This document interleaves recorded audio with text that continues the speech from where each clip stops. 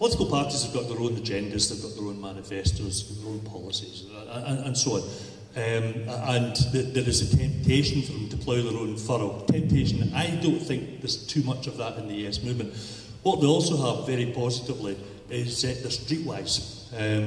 They know where the areas are that have quite strong support for independence and where it's much more shallow. So they have probably a good way of advising, we need to do work here. This message goes down better there.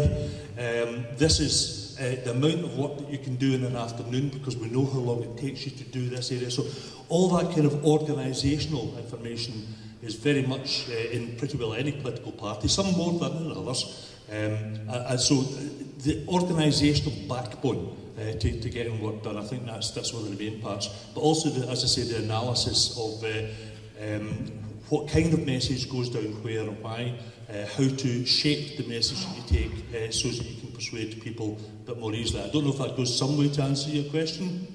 In fairness, it didn't actually come from me. I was relaying it from a different group. You're getting a nod from the note takers. Yes. Right, I'm going to assume that's the first of 5 answers you get. Can I just chip back in as well? There's a big point that you've actually missed here, Ray, was in terms of what can the organisations offer to help local campaigning. SIF, of course, has quite a track record at the moment. If you want me to talk a bit about that, yes, okay, happily do so. And I say this as a member of the SNP with my deputy leader sitting here. The SNP is not going to win independence all by itself. The highest vote the SNP has ever got is 49.9%, which as a mathematician, let me tell you, I have worked out that that's not a majority. So what we need is the grassroots movement. SIF was founded because of the belief that we need the grassroots movement to win this. And if we want to win it convincingly and handsomely, then we really, really need the grassroots movement. And one of the problems with the grassroots movement, by the way, when I do this as a presentation, it takes 40 minutes. Are you all sitting comfortably? I'll reduce it to 2, okay? The grassroots movement's an inhibitor for many people, not just groups, has been, what's the point? There's no referendum called, so let's wait until it's called and then we'll get things going. That way we lose. What we really need to do is to persuade political parties that the time is now. We need the referendum now because we're prepared for it. We have the majority support for it. We have the organisation in place to win it. How do you do that? You have to get people to actually start up and start running the street stalls, their delivery of leaflets, their engagement, their public meetings, all those kind of things. What do they need to do that? We would do it if we only could afford it. Which is why a bunch of people with a bit of spare cash came together, formed that organisation, and over the last year have spent over £100,000 giving it out, free money to groups to kickstart them, saying, we'll give you cash up front to get yourselves ready. After that, sustain yourselves, grow yourselves, get your own income, we'll move on to somebody else that needs it. And that's what we spent a year doing. And I would like to think that it's been one of the most significant contributions to the development of the Yes movement since it was founded in spring of last year. But there's still a lot more work to do. So if you want money from us, apply to us. If you want to give money to us, donate to us. Excellent. Thank you, Greg. Thank you. Peter, I know this question is probably more for likes of Greg from SIF and the representatives of the parties, but any kind of quick thoughts? I don't represent any organisation at all. I'm a lone wolf. I thought, I always have a thought on something and everything. The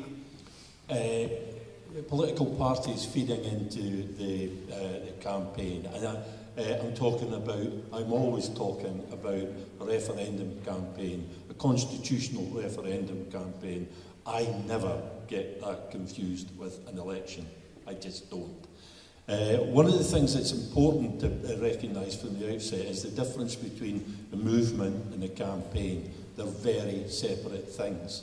And that may seem obvious when it's said out loud, but a lot of people don't neither think nor talk as if they realise that the movement and the campaign are entirely different things. In a way, they're the opposite things. The movement's non-hierarchical and diverse and inclusive, A political campaign has to be very structured, very focused and very disciplined. You don't see very much of that in the Yes movement. Structure, focus, discipline. That's not what we do in the Yes movement. So the campaign is a very different thing. So how do the political parties feed into that? I think is by providing the focus for that. I refer back again to lessons learned from 2014 when I looked at what some of the things that the No campaign did well. Nothing that they did was good, but quite a lot of what they did was rather obviously effective. And one of the things that was effective is what I call propaganda cues. They didn't have the numbers that we had in terms of activists, nothing like it. But they made pretty good use of what they had. And one of the ways that they did that was by providing these propaganda cues. And obviously they had the media to help them with this. But they would just simply drop phrases. I remember fiscal black hole, for example. A totally meaningless phrase in itself. But you would notice that would be dropped somewhere, and it would then be picked up by the media. And before you knew where you were, every discussion, every debate, you would be getting this fiscal black hole thrown at you. They were very good at creating these very short, sharp propaganda cues that everybody picked up on. Why can't the SNP do that? If the SNP, just to take one party, if the SNP was to get better at providing these propaganda cues, and if all the groups within the Yes movement were to get better at picking up and propagating those propaganda cues, we would have a more focused campaign. Excellent, thank you, Peter. Claire, how can the Greens help with local campaigning? I think massively, actually, because I think I was sitting at the table, we were discussing this when we were workshopping, and I think there's loads of stuff which political parties are doing currently which transpose into the movement. There are barriers to that. We spoke about data and the fact that we can't share our data, but what we can do is we can share skills, we can make sure that people are signposted across different organisations. The thing that I was thinking actually is probably one of the most useful things that we can do when we're talking about what we're going to do as a Yes movement is if we can have some honesty from members of different parties coming into the Yes organisations and saying, this is what our voters are saying appeals to them, this is what our voters are saying are their fears, these are the things which we need to address, this is what we should be campaigning around. Seeing where the commonality lies and actually making campaigning messages that appeal across political parties to as you're saying, it's a referendum, not a political election. If we can bring those messages back together and have honest debates and not worry so much about providing that information across party lines, I think that would help us to create campaign messages, create materials, and have a very a movement which is very more joined up about what we're saying to people. So I think that might be the area where we're most able to help, and that's coming from the grassroots level. All of our campaigning in the Greens is done at a very hyper-local level and targeted around areas where we know that we want to campaign and can campaign. So if we feed those messages back up into a central place, that could be quite powerful actually, and I think that there will be a number of things which will find are common across the different political parties.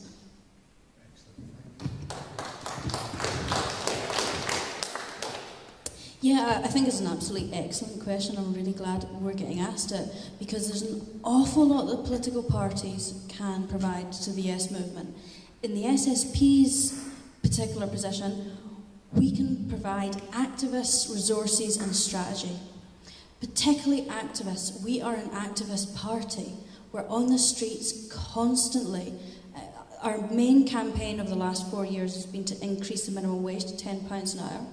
And that's something that we have street stalls in almost every little town up and down the country every single week. In Edinburgh alone, we have a stall on £10 an hour on Wednesday, Thursday, Friday and Saturday every single week. That's the level of campaigning activity that the SSP does. Not only that, all SSP members are strongly encouraged to be members of their trade unions, and generally we have a very high trade union membership.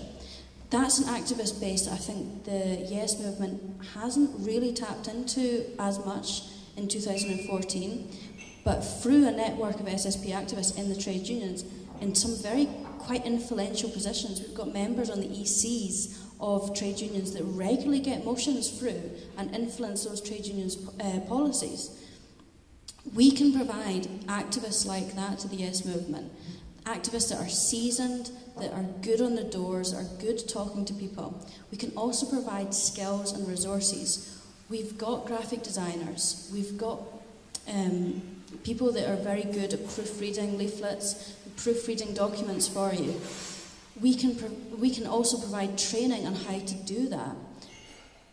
The SSP is all about providing training for our own activists because we have such a decentralised and activist-based structure. We have to provide an awful lot of training within the movement, skill sharing. But a lot of those skill sharing sessions are open to non-party members if you want to come and discuss how to give a lead-off at a meeting. If you want to come along and discuss what is an effective leaflet, what looks good on a leaflet, what is eye-catching, how to make an effective poster, those sorts of discussions are open to non-SSP members, and it would be something that we'd really like to be able to signpost to the movement as you can come along to this, and in fact, I'm sure you can contribute something that would help us. And lastly, on strategy, the SSP's main discussion has been to the Yes movement and trying to make sure that we don't move away from understanding that the working class needs to see that independence is for an improvement in our conditions. If we move too far along the line of independence is just for independence and it's not for anything else, we risk losing that core vote that provided such a large chunk of the yes vote last time. That's strategy. That's our particular message to all of you, and I really hope it's picked up by the other political parties. It's not just a philosophical point that socialists will make. I actually think it's an important campaigning point. But most of all, activists and activism, because that is what our party is all about. So I would like there to be some sort of shared resource and resource sharing platform. I know the Indie app hasn't quite taken off yet, but certainly you'll see SSP activists at every single All Under One banner march. Please come up to us. Please tell us you've got an event on. Invite an SSP speaker. Ask us what we're doing. We'll tell you. We'd love to see you there. Thank you, Richard. So Keith, the SNP has considerable campaigning resources at its fingertips. Is it about, as Peter said, providing those cues, or is there something new that can be done in addition at the grassroots level? I think what Peter said about cues is interesting, not very perhaps bearing on this particular question about what individual groups can do to help yes groups. I think the cues are very important about how the debate is framed as well, but just to come back to the point about what we can do to help, I think it's, as Sheena said, it's true for the SNP as well that 2 weeks ago on a Saturday we had a yes event, which was a march, a rally, and then an all-day event in a community hall in Alloa, attended by the Greens were there as well, and so that was an initiative by the local Yes movement, which we are more than happy to be part of. I don't think there's been enough of that going on, but it was very successful in its own right. Unfortunately, it was the same day, and I wasn't the one that chose the day, as an SNP Day of Action, which meant that people in the SNP around the country were doing things, so it probably limited the number of people that came along. So that's one thing. I think, if I'm really honest, any political party that you ask to help you is going to be advancing their agenda as well. I think there's Peter or somebody else said that. I think that's true. So if you ask the SNP for something, they'll tell you what their view is on things. I would say beyond that, though, for the Yes movement more widely, some of the stuff the SNP produces is really high quality stuff, and you can access some of that. You just have to ask headquarters if it's leaflets. I did try, not long after I became deputy leader of the SNP, first of all I started off the Days of Action again, which had kind of fallen away, but the first leaflet we produced was an independence-only leaflet. And we wanted to design it with no reference to the SNP on it at all. We didn't in the end. And I have to say, it's SNP members that contribute the money that we have. It's their party. But it was a leaflet that every other aspect of it could have been used by anybody in the Yes campaign. So maybe there's a need for more of that. That's perhaps one way that we could help. But I think, as others have said, if you reach out to the political parties, bear in mind they are going to be wanting to advance their own platform. My party was formed because it believes in independence. That's why I became a party in the first place back in 1936. So that's its rationale. But you'll have people in the SNP that are just SNP. I don't think there's anybody in the SNP that doesn't support independence. So there are people that vote for the SNP that don't believe in independence. So that's what you're getting from us. But I think it is worth being aware. They are political parties in their own right. And also if they start spending in other campaigning activity, they can be held to account for it as well. The best thing, I think, is the collaboration and the working together. And just very briefly, I'm saying the point that Claire raised in the last session about a policy conference. Well, I think that is good, and the more we talk about it, the better. Although I think Peter has a point to say, time is pressing on here. There is the National Yes Registry, which has yes groups across the country, which has had 2 of these events. They call them gatherings. And of course, we should continue to talk about that. It's maybe worth us thinking about a different approach to try and see if what we were saying before is agreed, and that's a big if, that there's a certain policy level, not least on how we get towards independence, what the practical way of doing it is that we can agree on. So, I mean, I'll go back and speaking to Ross Gray in the Parliament, and I spoke previously to Colin, and the Scottish Independence Convention is quite crucial to us. I think that's where we have to advance things now. But just go and ask your local parties for help, and you'll be surprised.